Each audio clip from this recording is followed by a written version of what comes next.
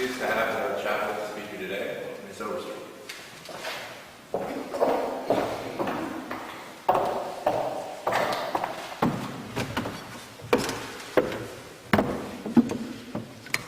Thank you for choosing such appropriate and wonderful readings for this talk today. When Dr. Smith put out a request on Monday for a volunteer to speak today, I thought, well, why not? I felt confident because I, like you guys are doing probably right now, have composed many a chapel talk in my head as I've sat down there in those chairs. I've got one where I talk about how our concept that there is such a thing as an us or a them is a total fallacy. One that asks you to turn down all the societal voices in your head about what you can and can't do as a woman. And another one about religion, enumerating what I believe to be its shortcomings and also its strengths. However, since I only get one shot at this, I thought I would try to distill all of these into one chapel talk that focuses on a common theme in all of them, and that's questions. Sitting in a room full of educators and students, I imagine that a common definition for education is something like acquisition of knowledge. But we as faculty know, and I'm sure you're starting to understand, that learning is not about gaining knowledge, but about learning how to ask questions. We teachers do it all the time. We're constantly asking ourselves, is this activity helping the class meet the goals that we've set for it? Or is there a more effective way to help these students understand this concept? And so forth. And we teachers have a passion for learning, and we want to pass it on to you because most of you will be in school for 12, 16, and maybe 21 years. But really, that's still only a third of your life. So you need to learn how to become your own teacher and to carry with you the desire and skills that will make you into a lifelong learner so that you can ask your own questions and so that you won't need us around anymore. I believe our goals for you are to help you go from questions like, in what year was the Voters' Rights Act passed? And what events during the Civil Rights Movement led to the Voters' Rights Act? To questions more like, what social, economic, and political factors led to the beliefs that Black Americans were somehow inferior to white Americans? Or how are these beliefs the same or different now? And then eventually the ultimate goal is to get you to ask yourself questions like, what untrue beliefs do I hold that might be based on society and not really on my own personal experience and examination? Or how can I make changes in these beliefs first in myself and then in the world around me? Because the truth is, if all of the knowledge that you're gaining now isn't leading towards wisdom about yourself and about the world around you, then it's an empty pursuit. I imagine that you guys have realized this already, that what's important in life is less about what you know and more about understanding. But questions are important too, not just for understanding, but because they are the fundamental element for change. Often the beliefs of the majority are based on truth and experience.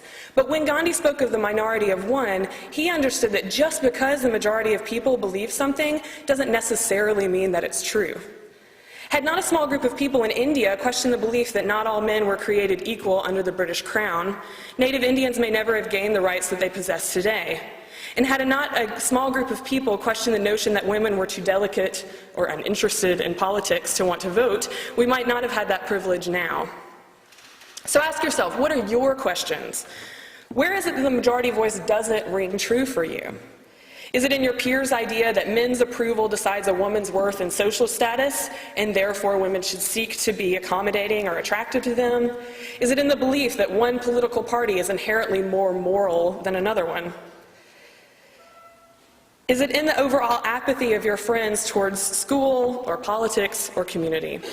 It only takes a few people to stand up for what is ethically right, and if those people are persistent, eventually change can come.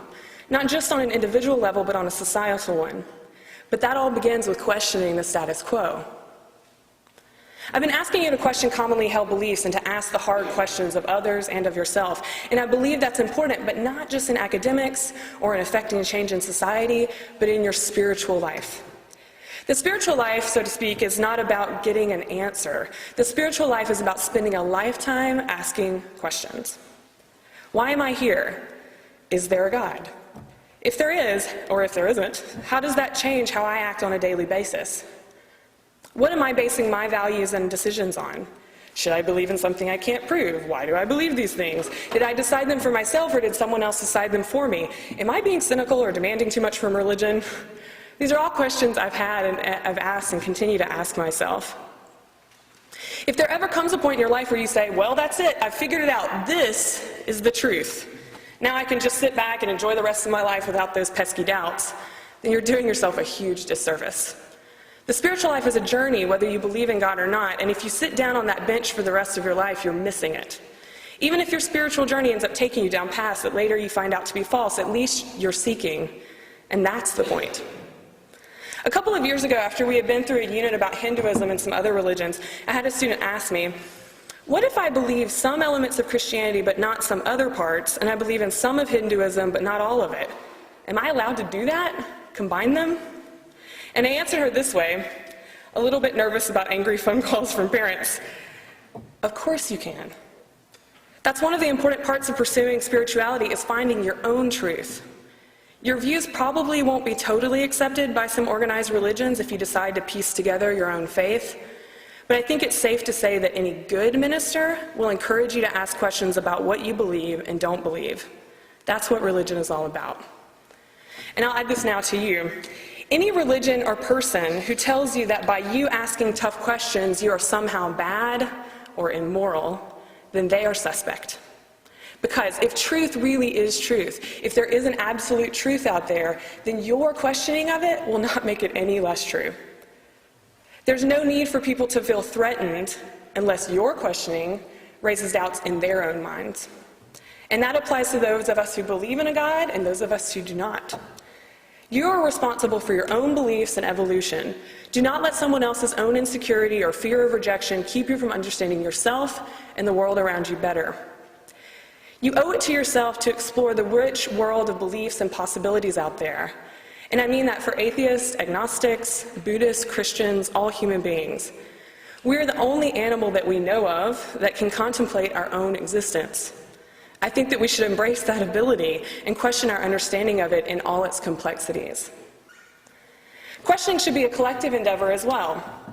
One of the most destructive habits of our society is an unwillingness to enter into discussions about what we believe, who we are, and how we can solve some of our common problems.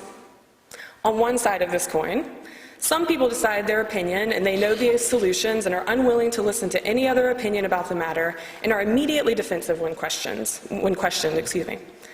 On the other side of that coin is the unwillingness to enter into a discussion for fear of not seeming politically correct or not seeming open-minded enough, and therefore just throwing up our hands and changing the subject with a, let's just agree to disagree. But both are really dangerous. One causes intolerance and stereotyping on both sides and an immediate defensiveness that can never lead to change or compromise. And the other has us resigning ourselves to never being able to find solutions together, since the conversations to get us there might be a little too uncomfortable. But neither gets us closer to wisdom or enlightenment. Remember that all of this questioning is not meant to make you feel superior to someone else or to put someone else's beliefs down. The goal is to help you seek truth and wisdom. So remember that questions asked in grace and love and real curiosity and in the spirit of finding common ground usually get much more genuine and open responses than those asked in hostility and in the spirit of proving someone wrong. You have the opportunity as young women now to overcome your fear of questioning. It's so easy as we get older to stop asking questions, out of fear of looking silly for asking, or out of fear of having to admit later that we were wrong in the first place. I've often had this fear. As you know, I'm a bit outspoken, and that can lead to some moments where I have to say with just as much passion today the very opposite of something that I said just as passionately a year ago. I fear that it will make me look too flighty and far too changeable. But here's the thing, from that first passionate speech until today, I've done a year of living. I've had new experiences, asked new questions, had discussions with y'all, read a new book, and some new evidence or new reasoning or thought has presented itself to me that has discounted my original statement. I shouldn't be afraid to say I was wrong. I couldn't have made the statement I make today a year ago. I didn't have all the information. If anything, the willingness to admit that you are wrong only shows that you are continuing to learn and grow. Questioning is a lifelong process, or it should be. So ask away. Question your own habits. Question society's accepted beliefs. Question your teachers. Question me. Let's make it a group endeavor. then decide for yourself, knowing that your life will be full of these answers that will continue to lead you to new and exciting questions, and that is as it should be. Thank you.